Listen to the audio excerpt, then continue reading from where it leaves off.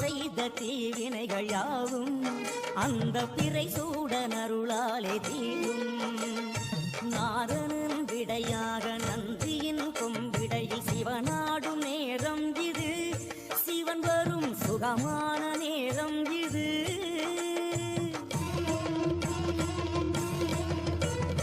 கருணாகரன் சுத்த சிவமானவன் கருணை பொழிகின்ற நேரம் இது, வரம் தருகின்ற நேரம்